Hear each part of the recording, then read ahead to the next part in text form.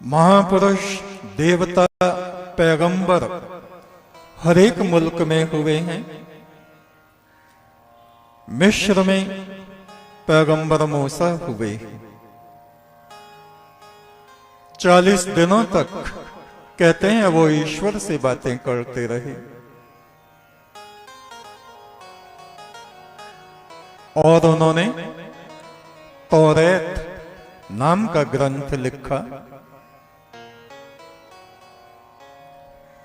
हालांकि ईश्वर निराकार माना जाता है, किंतु जिस तरह से एक मनुष्य को वो बोलने की शक्ति देता है, देखने की शक्ति देता है, सुनने की शक्ति देता है, एक वजूद, एक जिस्म देता है, ऐसे ही वो स्वयं निराकार होते हुए भी अपनी शक्तियों को किसी न किसी रूप में प्रकट हर युग में, हर मुल्क में करता रहता है।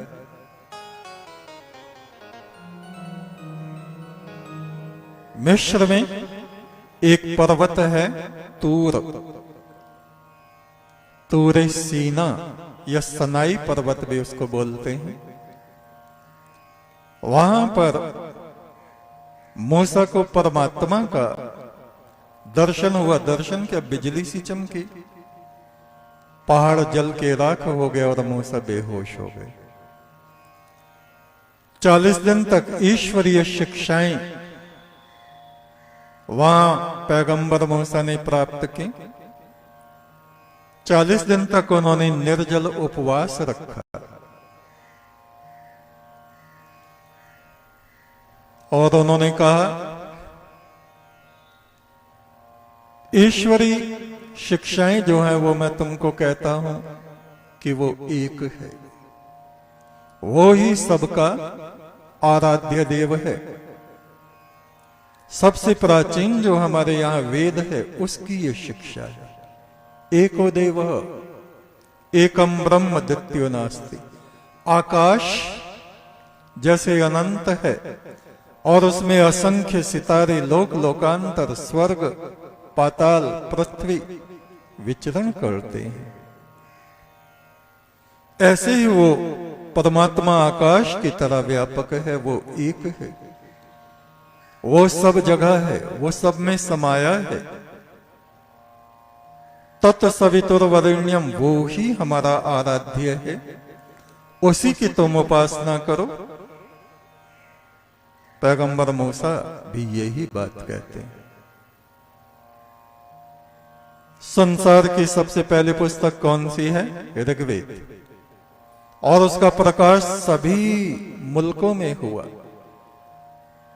शिवपुत्र कुमार कार्तिकेय ने उस वैदिक शिक्षा को हर एक देश में फैलाया। ऋषि अगस्त, सप्त ऋषियों ने उनका अनुसरण किया।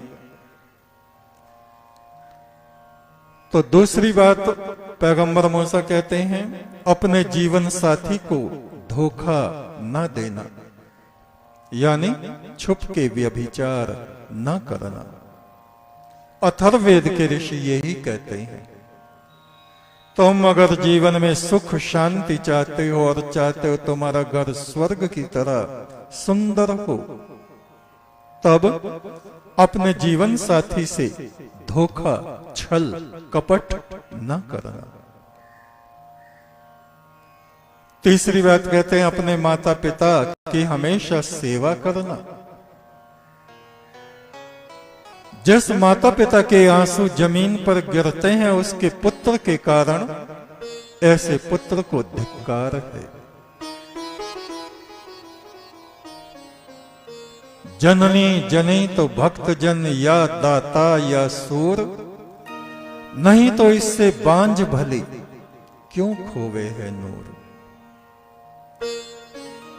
उन्हीं वचनों में पैगंबर मूसा कहते हैं, बेशक उस जैसा कोई नहीं है, परमात्मा जैसा, इस जमीन आसमान में, और जुबान में, किसी की भी जुबान में वो ताकत नहीं जो उसका जिक्र कर सके।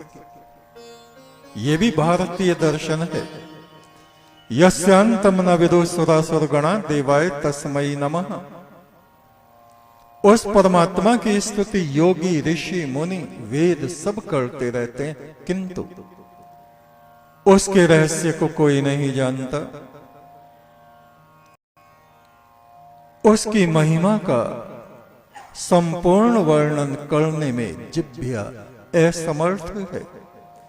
हालांकि आदिकाल से जब से सृष्टि है और अब तक और आगे जब तक सृष्टि रहेगी, उस परमात्मा का गुणगान इस पृथ्वी पर हमेशा हमेशा होता रहेगा, पर वो भी कम है।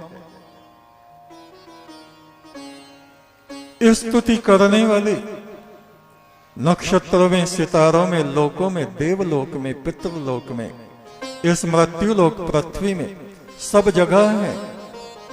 पंछी, परिंदे, मनुष्य, सारी सृष्टि, सूर्य, नक्षत्र, वन वनस्पति, सब उसकी महिमा का गायन कर रहे हैं, किंतु फिर भी असंभव है कि ये जिह्वा उसकी महिमा को ठीक ठीक कह सके।